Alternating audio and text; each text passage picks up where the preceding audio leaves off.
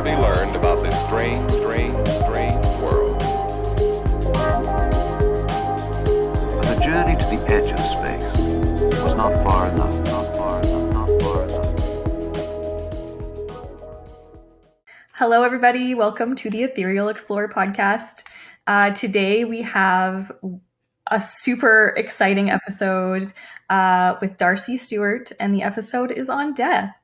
And welcome, Darcy. I'm so excited to have you here. Today we are going to be adventuring into this mysterious topic of death and shedding a lot of light on it and talking about it in a really new kind of way. Not a new way, but a way that we're, as a society, just not really talking about that much. And it's what I love about Darcy and what she's doing. So, Darcy, I have to tell you that people are really excited about this episode. People are asking me, like, what episodes are you recording? And when I tell them, they're like, oh, interesting. But when I tell them this week, I've been telling them about this death episode, and everybody's like, oh, I love that. Oh my God. Like, really, I love talking about death. And even people that I know really personally and I've known for a long time are saying, oh, I love talking about death. And I'm like, really? Because so do I. And how come we've never talked about it? Like it's just coming out, and I just feel like I wouldn't be surprised if this is the most watched episode, because the response I've already been getting has been like, oh my gosh, so cool, like when are you going to publish it? Like I want to see it. I'm like, okay, wow. Like the people have spoken, because I thought I was this like weird one who was like, oh, like when I found you, I was like, this is going to be so good, and like I didn't think I knew anyone who wanted to talk about it, but now I'm finding out that it's this like subject that people are really interested in. So, why don't you just introduce yourself and tell us, I guess, your journey on how you became our death doula, death counselor today. Absolutely. Well, and that's actually really fun to hear, Amy. It's funny because even today, right before this, I was chatting with a colleague and I was like, yeah, I'm going to do this podcast episode. Oh, I'm also a death doula and blah, blah, blah. And he was like, did you say death? And I was like, yeah. And he's like, oh my gosh. And then he just opened up about like this experience that he had with death. And it was so, I don't know, anytime that it's funny that you had that experience, because honestly, it's like people are waiting to have the invitation to talk about death. And then when they get it, they just jump right in, which has been a pretty consistent, which has been pretty consistent. Like, whenever I talk about my journey and I just mention like, oh yeah, I have this death cafe, because there are people in my life who know my journey. There are people who don't, and all sorts of people. And so it's just funny, like whenever that experience that you had doesn't surprise me at all, because it's like people are waiting for the invitation to talk about it. So for me, my name's Darcy. I'm a certified death doula. My journey with death is kind of, I don't know, everybody's journey is, I don't know, right? Because it's so different. I grew up with a very specific structure of what I believe about death, and what I have to do to get there. So for me, this like structure for my life got me to what I believed about an afterlife, and it always worked for me. So whenever I had people pass or people that I know struggle with death, I had my lane of like, this is what I believe, and this is what I have to do in order to like have this happen for me. And then, over time, like we change, we ebb, we flow, we evolve, whatever. And we may like readdress some of our life beliefs, but we don't all do them all at the same time. And so for me, in 2020, my grandma died, and it was an unexpected death. So kind of came out of nowhere. She was old, but there was no, I don't know, what's the word I'm looking for? It was unexpected. And she was alone. And I remember getting the phone call. I live in a different state. I remember getting the phone call that she had died, and it came as a big shock. But the first thing that happened to me was I had two very distinct thoughts. One, no one should be alone when they die, and no one should be afraid of death. And it was like so clear in my mind. it kind of surprised me. That was my reaction, but just boom, like it hit me really hard. So that started my own journey of death curiosity, because it made me say, okay, like, what do I believe about death? And what am I afraid of when it comes to death? And what happened to my grandma? Like, I had had other people die in my life, but for many reasons, this one is very specific to me. And the bond was different, and the experience and phase of my life made it different. And so I just started on this curiosity journey of asking lots of questions. I remember calling my sister and being like, what do you think happens when we die? What do you think happened to grandma? What do you think will happen to you? And I just like was developing all these like new ideas. And I remember thinking like, I'm okay if I don't exist, but I want my grandma to exist. You know, like just so many ideas just started flowing through my head. And I was researching like what other people believe. And I just was so hungry for like conversation about it. And at some point I was like, okay, I can't keep calling my sister.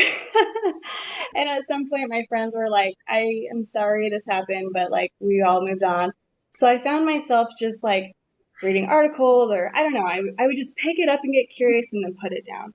So I remember during this time, I was listening to a podcast about something like not related to death at all. And the person who was being interviewed said, I'm a death worker. And the word death worker, that phrase death worker, just like stayed in my mind. So I Googled it. I found out about death doulas and I became obsessed really fast. So, and I think why it like connected with me so much is because I was like, this answers those two big thoughts that I had, like no one should be alone when they die and no one should be afraid of death. And a doula solves that. They fill that role. And so I signed up to become, like I followed the path of becoming a death doula, and I didn't really know what would come out of it.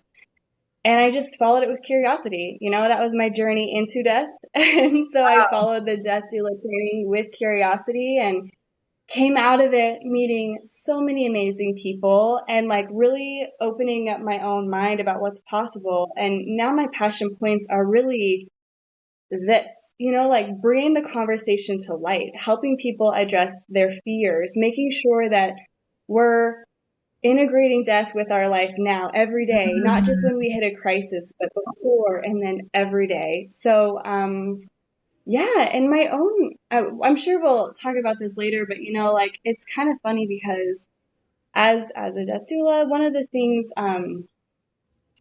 just that's been part of my journey too is like addressing my own fears, so and evaluating my own beliefs. And so it's also been cool for me to be able to have like this open mind and skill set that also allows me to constantly be like reassessing my relationship with death and getting my own relationship with death in like a comfortable and evolving place. So yeah, and here we are today. Yeah, I love that. I love the recognition too of how you can have a belief, right? And it makes sense. And then that belief gets tested when you actually go through an experience. And then you're like, oh crap, like actually, now that this is happening, my belief I previously had doesn't feel right. And you reassess and you come to a new belief. And even that can keep getting tested. Like over your lifetime, your views kind of on anything, including death, can transform and grow as you get that real life experience and allow that reflection.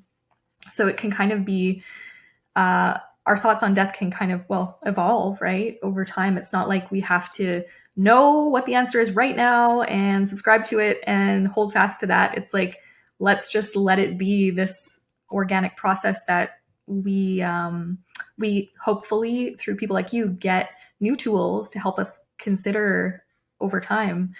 And there's just like this abundant opportunity for us to get curious about the subject and reframe it, create better philosophies.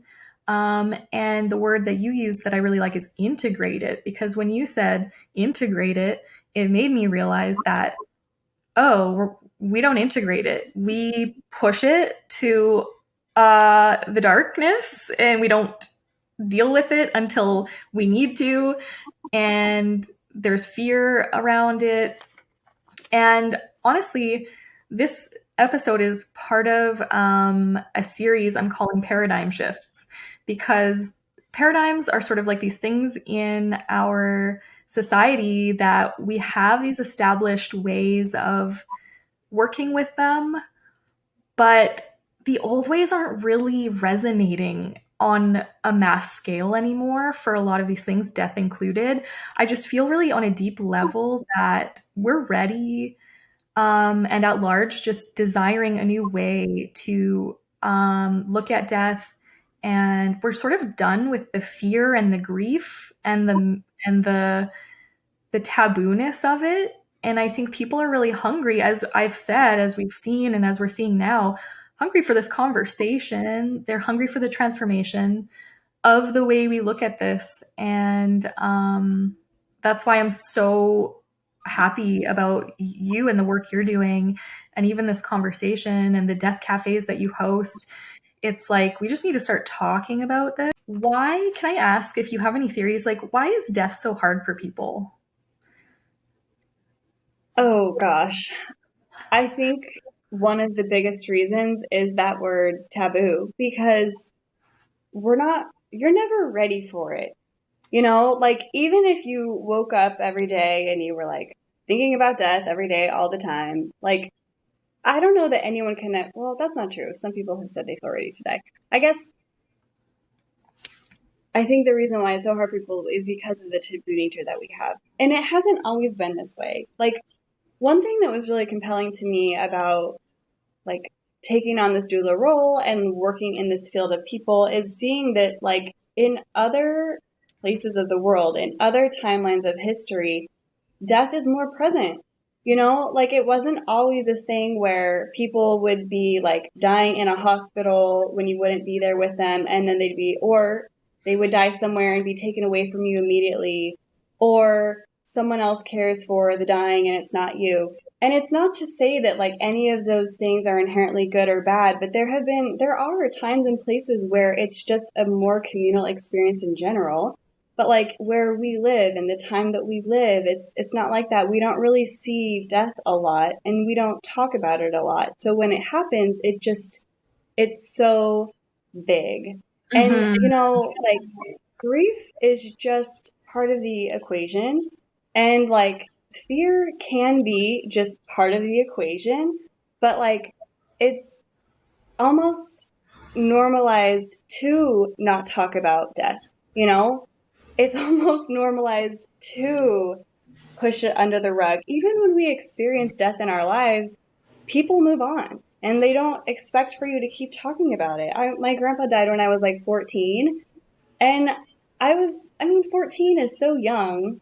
And I don't know, I had some friends like do cards, and then like, but I went to school the next day and like I just kept living my life. And even at that stage of life, I could tell like he's gone and dead, but my life is supposed to keep going. And like people gave me cards, which was so nice. And their life keeps going, you know? And so there's something to it too, where like in this place that we live, in this time, in this society or whatever, where like when it happens to you, it's your entire world, but to everybody else, their world keeps going. And so I think too, like that aspect of like community is just not there in death, which makes it harder, which is another reason why like the death cafes and the conversations and like this work is so important to me, because we all will experience death and we all will know somebody who dies. And in that moment, we can feel so alone and so confused and so sad and so afraid and so mad, you know, and like we can feel all those things. But imagine what it would be like if instead of feeling that in an isolated way, we felt that and other people said, I've felt that too. Or they don't even say that. They say, how are you feeling? You know? And they're there to like wrap their arms around you, because it's like, it is the universal experience. So in terms of like, now I've gone down like a totally separate lane, but I think it really is just, it's normalized to be taboo, and it's normalized to be pushed aside and to like not deal with it. That's the norm. I like So what you it's so said. big. Yeah, you said that like there's no community around death. And that kind of blew my mind for a second because of what I've observed is after someone dies, there's this huge burst of community. It's like, okay, now that the death has happened, we can like just say what we want. We can get up and we can say how much we appreciated and loved that person. We can give people condolences. We can have everybody get together. But prior to the person's death, if you saw it coming, if you were fortunate enough to see it coming, um, it's kind of an alienating experience sometimes for people.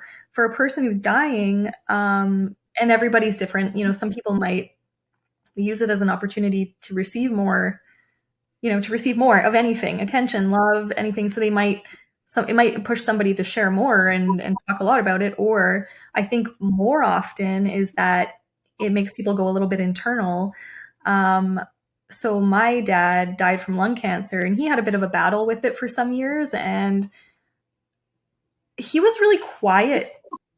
I think quiet is just one of the words that I would use. Like, I don't want to assume I knew what he was thinking, but it feels that when you're dying, it's an upsetting subject. And I think I could imagine for a dying person, they don't want to upset anyone.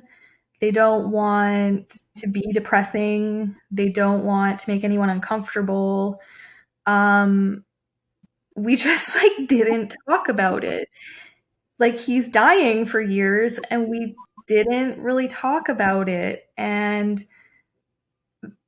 it's like, it's weird. And then so after he died, it's like, of course that's like uh an event we didn't want to happen, but after it, now we can talk about it. Now that he's not there, it's easier to be like, wow, he was dying, hey? Like like, and get up and say in front of a room full of people what a great guy he was. And I'm like, you could have been doing that the whole time too. So like, Yeah. guys, this is bizarre. And like, I just observed all of that. And similar to you, Darcy, after your grandma died, then you got to observe it and be like, oh, and then your questions come, right? So after that, I'm like, people who are dying should be able to like just discuss it openly and how they're feeling about it, and if they're scared or what theories they might have. Or it would be really nice if we had a culture where those people don't feel alienated or like they're going to upset people, and then feel just even more alone, perhaps, in their experience. So when you said there's a community around death, that's kind of what it made me feel like. Why don't we just take all that energy we put into the funeral and like put it into before the person's gone? Yes. Well, so many amazing things about what you said. Like the idea of that burst where it's like, oh, like that's really big, Amy. And part of that is like thinking, like as someone who knows somebody who's dying or someone who knows a family that's dying, like one of the best things you can do for them is show up 3 weeks later. Because like kind of in that idea of like routines and stuff, like everyone moves on, but you're missing somebody in your life. And so like that burst of energy is like, it's a very like up and down experience, but then it goes really down and there's no one there, but you're still getting used to the fact that like, even if you're a caregiver, you still have to get used to like, I don't have to wake up at 6 o'clock to provide the meds right now. Like, that's weird. I don't have to arrange my Tuesdays for doctor's appointments. Like, that's weird. Like even stuff like that can feel weird. And so for the like component of after death and like that burst, like some really cool things that you can do for people who you love is like show up 3 weeks later and say like, hey, just checking in. Show up 6 months later. Hey, just checking in. And sometimes they'll be like, it's great. Sometimes they'll be like, it's not. But like that continued community, it's like, it's important after that burst too. And what you said about the dying person, wow, that's like so big. I mean, one of the cool things about death work and doula work is you get to be with the person and you get to ask them, like you can have those conversations with them where like if it's hard for the family, you can have them and they will share. They will share with you, like, and they will feel relieved because you're asking, like I am scared to die or I'm not scared to die. Here's why. Or like, you can play music and have memories brought to mind and share memories with them. And it's cool to do that as a doula. Think of what that would be like if it was the family. Some of the doula work is like bringing the family and the dying person together so that you're mediating that experience. Mhm. But I think even if, like, when you were sharing that experience of your dad, I was like, gosh, like, in those last parts of his life, if he was able to express himself with others in community too, like how powerful that is. And then you take a step back and you say, like, what if we were giving people's obituaries every day? Like, what if, not every day, but what if it was like, oh my gosh, my friend Amy is so dope, and I just want to tell her, hey, I think you're awesome. And at your funeral, I would be like, I love when you wore the color gray, like, Oh, yeah, let's do it now when you're like healthy and good to go.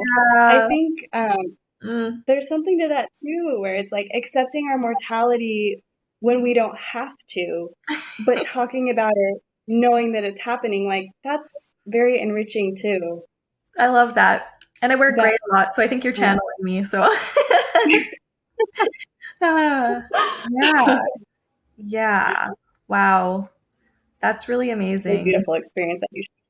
Yeah. And so do you think that people who are spiritual or have a spiritual connection have an easier time with the concept of death? And let's say, like, when I say spiritual, it doesn't mean God or religion necessarily. Like, nature could be your God or the universe, or people who have some connection to something bigger than themselves. Do you think that that makes it easier for people? Oh my gosh, that's such a great question. And I I really think it depends. One of the like I think at the end of the day, what helps people is a sense of meaning. So whether they find that in a spiritual connection or not, but I think it's more that, there is a person who has come to my Death Cafe events a lot who it, their perspective is that nothing happens when we die and we just rot to the earth, and they don't describe themselves as a spiritual person. Okay. And that person has said so many times, like, I love this belief, and this is what helps me live a great life. And I tell my kids, you better live a great life because nothing happens when you die. Like this person is always saying like, and I invite that observation, and I invite that belief, and I invite that conversation because everyone is so different. So in the same conversation that we're having, where some people are saying spirituality has brought me a lot of comfort, this Mm, person is showing up and saying like, I don't believe in spirituality and I'm good. Like, yeah, I lived a good life. I'm gonna have a good death. Like, it's cool. So I think it's more, yeah, that meaning component. totally. I would love to talk about atheists for a second. And I have some notes I'm going to be looking at because I don't resonate with that, but I was sort of just like reading up on it so that I could be better informed about that perspective.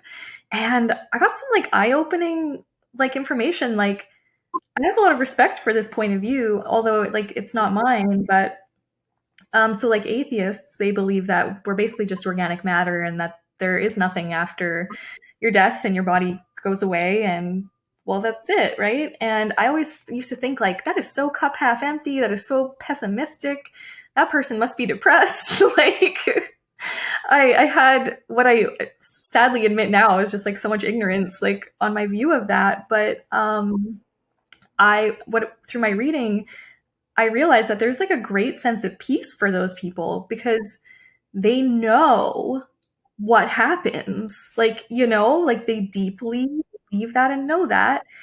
And in that is so much peace. And um, I think subscribing to that concept allows people to just close the book on the matter. And then, here we are just like torturing ourselves about all the possibilities. And then, like, well, do we believe that or do we not? And there they are, just like sipping their tea, like, yeah, I know what happens. And like, they don't have to even think about it anymore.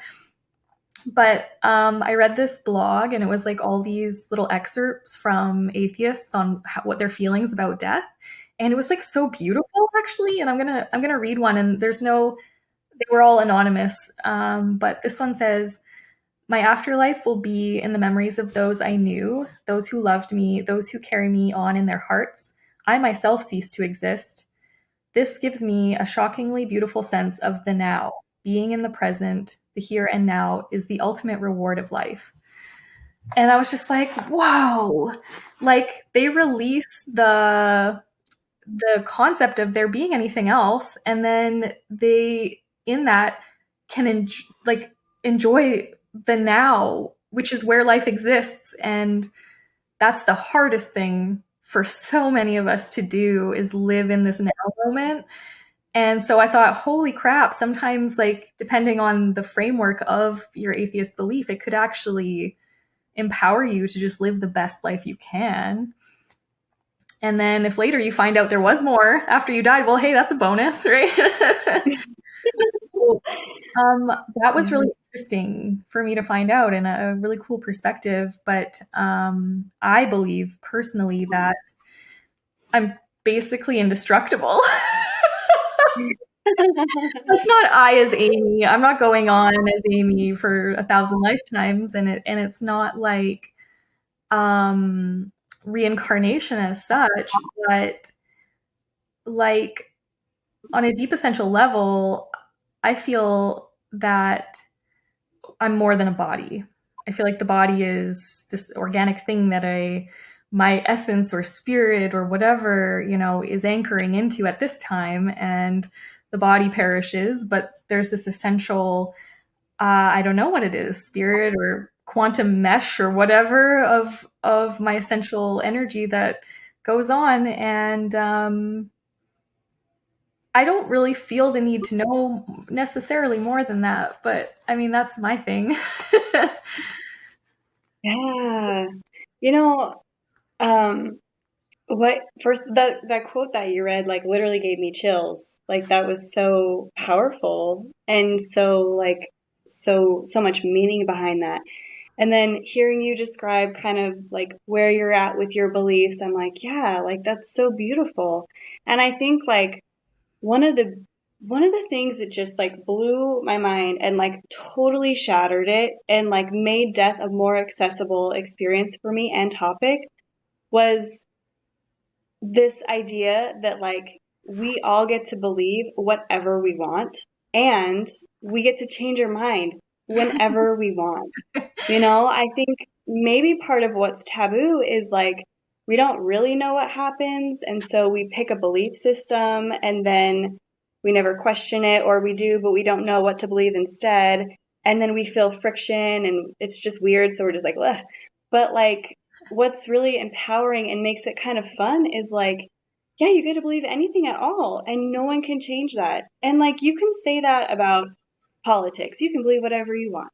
You could say it about like your career or your family or your hopes for your future. You can believe whatever you want. But with death, it's really true because there's there are no institutions that are going to like try to make you pay. I don't know. It's just you just really do get to believe whatever you want. And when you really accept that, you can accept that other people believe different things and it doesn't matter. Like it doesn't impact you at all.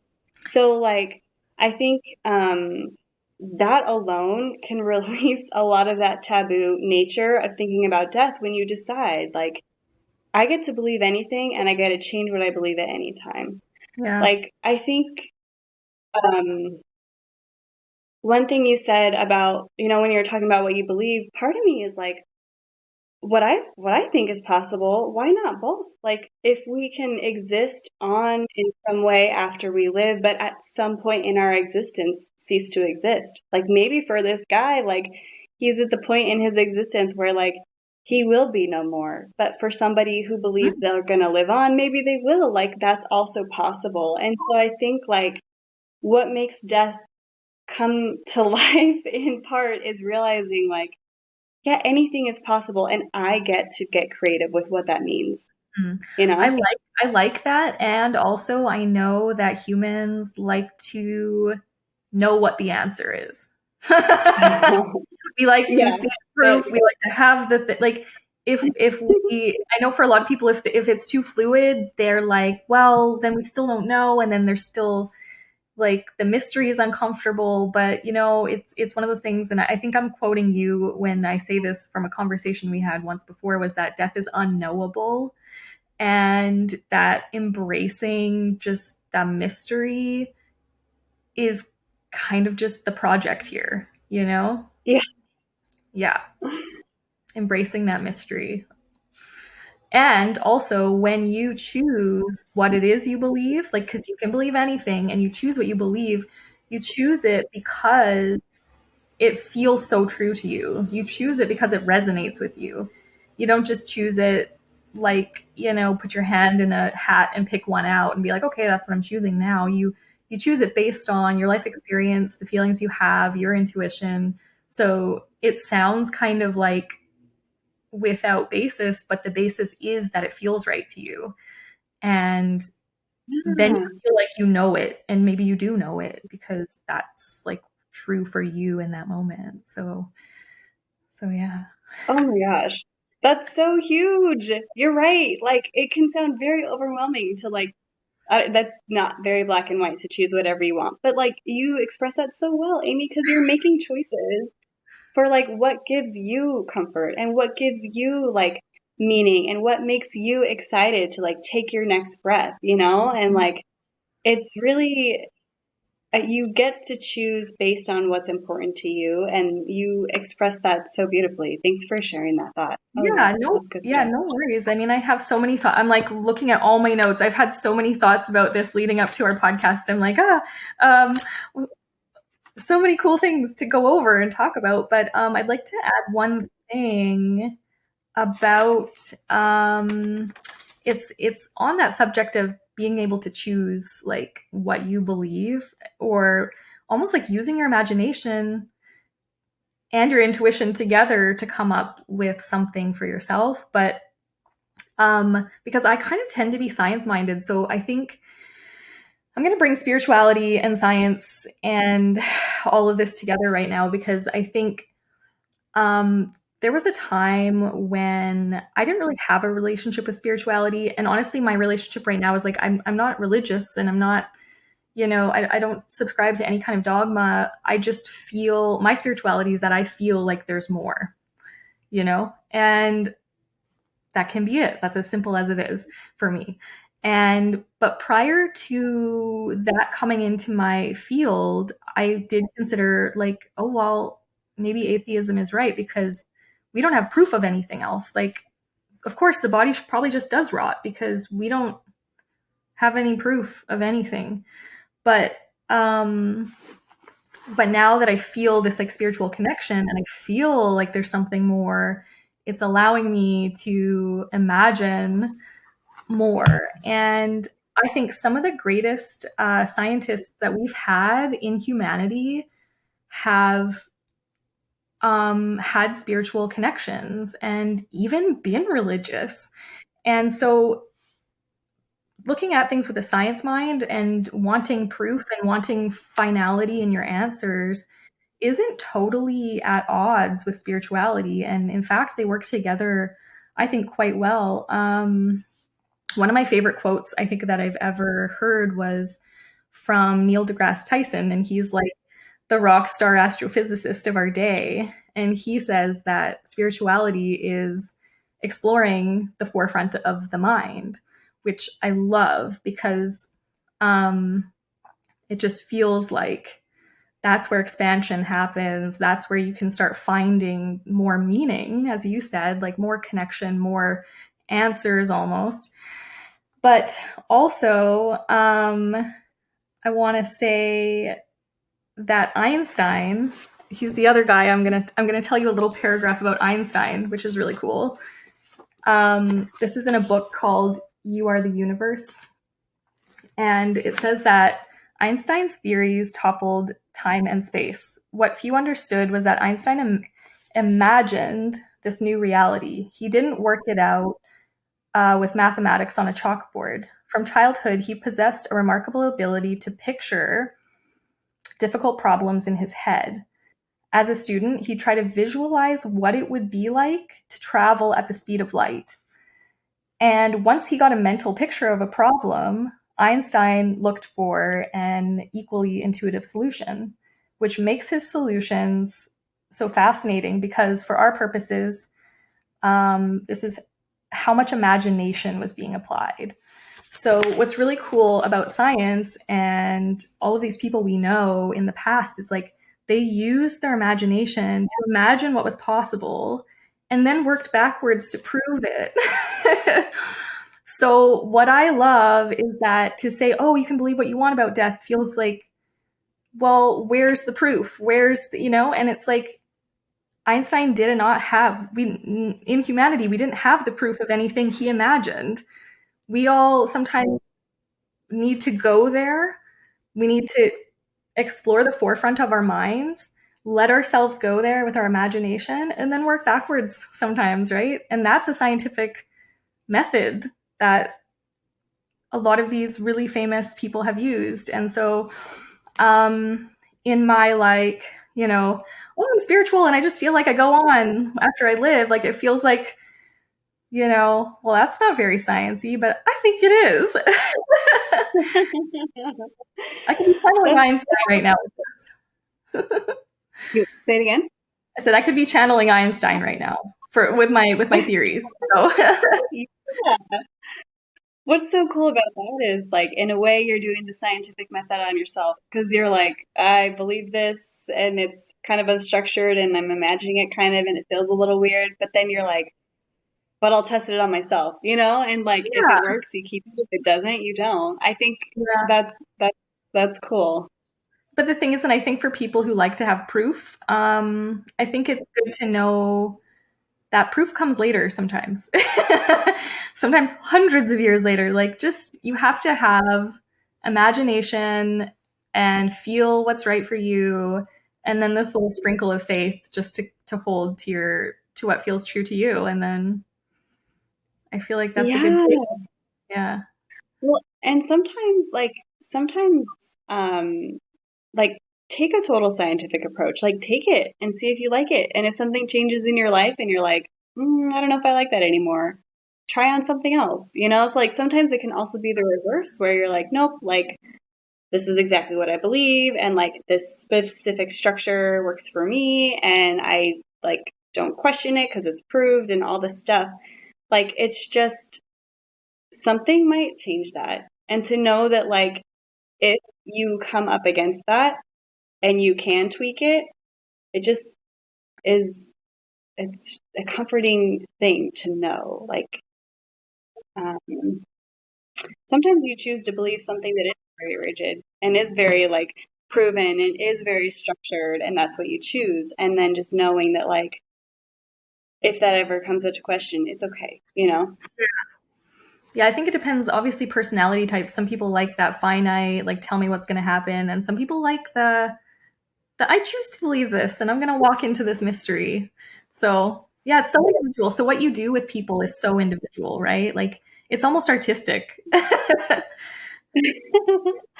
It's definitely very dynamic, and everybody has, it's just so personal. It's so personal.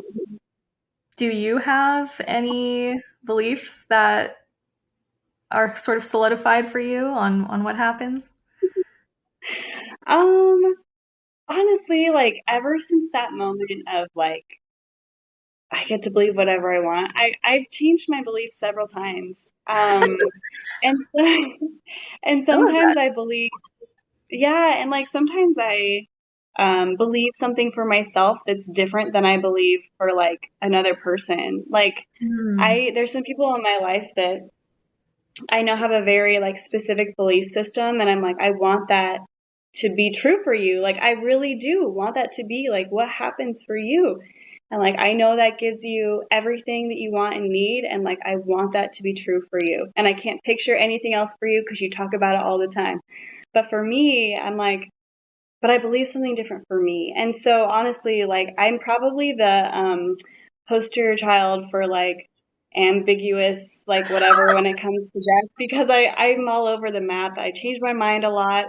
And maybe one day, like, I'll have something that sticks, but right now I'm definitely still like picking up stuff. I mean, even the other night in one of my Death Cafe events, somebody was like, yeah, I never believed in reincarnation, but then I was like noticing all these similarities that my dog has from my previous dog, and someone told me you could reincarnate your dog if you wanted to, and I was like, oh my gosh, could that be possible? Like, I don't know. I just all of a sudden like was introduced to this new idea that I was like, oh, I've never thought about that before. And so I again, like I'm basically giving you a non-answer. It's to say, except for to say, like, I'm very much still in my own like learn, put it together. Oh my gosh, I didn't know this was possible. Stick it in, take it out. Just like journey of I don't know. I don't know. But I'll tell you That what. answer is actually just perfect, though, because it encapsulates probably an experience that a lot of people are going to have. It's like, kind of got to try a few things on, maybe. Well, and like if you didn't know me, like prior, if you didn't know me 2020 or 2019 and prior, I think that like this, I have always been until this time, like I grew up as a very like black and white thinker and a very perfectionist person. And so this experience, like for me, when I realized I can believe anything that I want, and when I realized that like it's unknowable, and also that like it's okay if I don't know, because sometimes knowing creates a really performative life, you know, knowing. Sometimes like one of the things that came to mind when you're speaking about atheism earlier is just what a sense of contentment it might bring a lot of people, because there's no need to perform. And like some of the models that were presented about life, death, afterlife, what we need to do in life is very high pressure, and like performing to get this, even if it's spiritual, you know, like in order to progress to my higher state of whatever you believe, I have to do this, and I have to manifest this, and I have to believe this. Like there can be a lot of performative elements to belief systems, whatever they are. And so I think like for me, the moment that I decided that like I don't have to know and that's okay, that also was like a big shattering for me. And I feel comfortable not knowing, at least right now. I might, tomorrow I could wake up and be like, I have to know what happens when I die. I'm freaked out. I need to know. But right now it feels really liberating to say like, I'm trying on a bunch of stuff. I don't really know. I change my mind a lot, but I feel at peace with not knowing. Yeah, totally.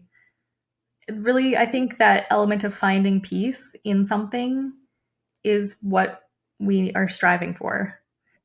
So as Yeah. long as you have that, it doesn't matter if you're changing your mind every hour. If you feel at peace, like that's the goal, right? Yeah. Yeah. And Yeah, so, definitely. yeah, in your work, you work with the people who are dying, but also their families too, right? Yeah, and also the living. So one of my like big passion points is like, let's not wait until we're dying to decide our legacy project. Like, let's not wait until we're dying to decide our funeral arrangements. Let's not wait till we're dying to get forgiveness or like forgive other people. Like, let's do it now. And let's not wait till we're dying to be afraid. So, a lot of my work is like kind of taking the deathbed and pushing it up sooner with people who are ready to explore death and dying. Whatever crisis has happened in your life that makes you ready to explore, it's like that. And we're doing it now. We're not waiting. That's so cool. That's so cool. Because like often you hear like once somebody has died, people will say, "Oh, I wish I told them this. I wish I told them that." But there's so much even more than that to go over. There's, oh man, like let's just, yeah. So I love that. I love that concept of integrating this concept of death into the life of just us as healthy people. You host your death cafes, and somebody like me could come, and just because I want to be part of this conversation, or I have some interesting things to contribute or ask or whatever. Like bringing Yeah. this conversation not just to people who are dying or the families of people who are dying, but everybody. I Yeah. think that's Yeah. so cool. Wow. Yeah. Yeah. Wow. Okay. And is there any like last like wisdom or concept or tool or anything that you can think of that you would want to share or mention? Oh, there's so many. And it can be so individual, like so individually based that I'm like, oh my gosh, what are my favorite? I think, I think that like I, I'm gonna share an idea. It's not really a tool, but just it might make this a little bit more accessible to people. With the idea of like bringing life and death together. Oh, and one other thing, like I know that some people don't fear death or whatever, but they do experience it. And I also know that death of the physical body might be a different experience for somebody than like death of like their 50-year career or like death of their 20-year relationship or the death of like never getting to own a house or like I don't know, there it's kind of like these non-dying deaths that still Mm. happen in life. But I think to kind of like leave one more like kind of idea or metaphor on this like integration of these pieces is this friendship. So I like to describe death or your experience with death as like becoming friends with your death. And in friendships, like sometimes we talk all the time, sometimes we don't. Sometimes we're mad at each other, sometimes we have fun. I think like it might be unrealistic to say like everyone accept death now and every day and be at peace all the time, but I think it can be realistic to make friends with your death and say Mm. like, okay, sometimes I'm scared, sometimes I'm not. Sometimes I'm worried, sometimes I'm at peace.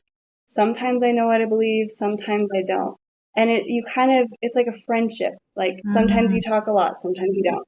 Sometimes you go to the movies, sometimes someone hurt your feelings, but like you're working on it, You're working on it and you're like connecting and you're trying and like over time you have this kind of fluid relationship, but it nets out.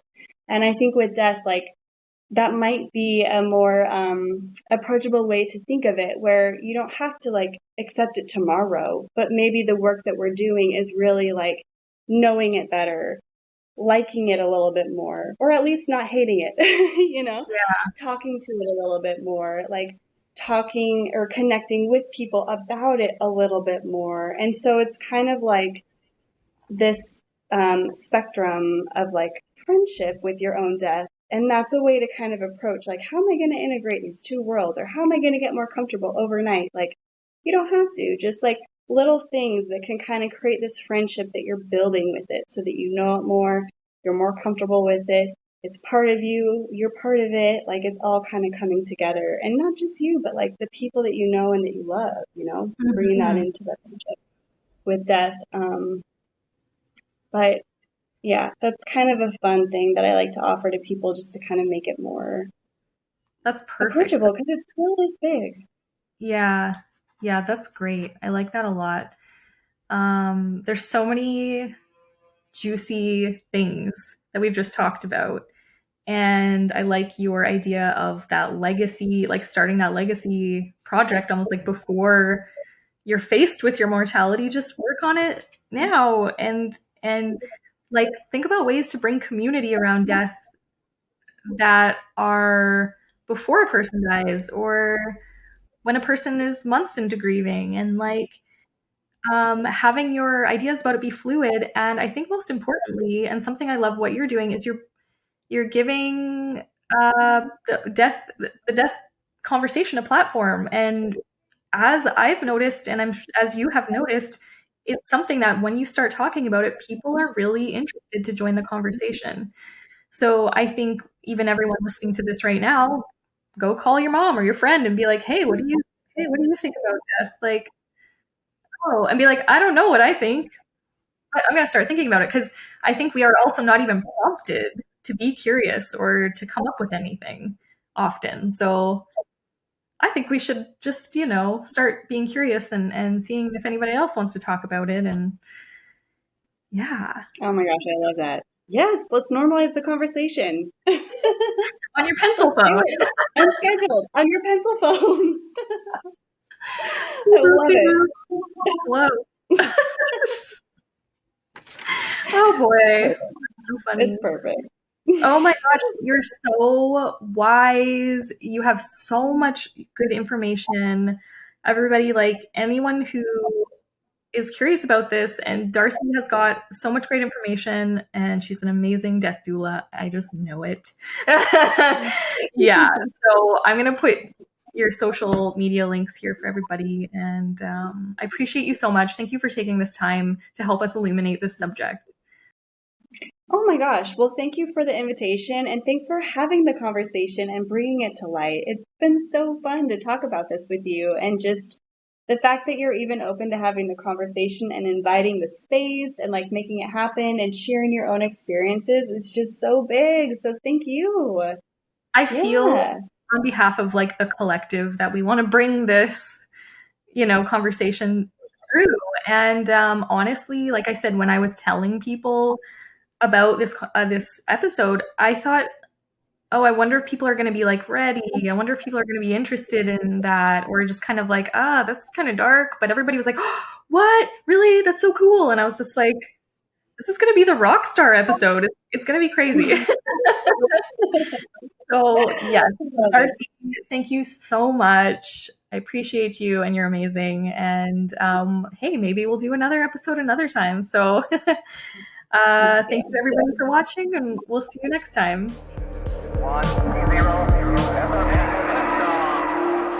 There is still a lot to be learned about this strange world. But the journey to the edge of space was not far enough.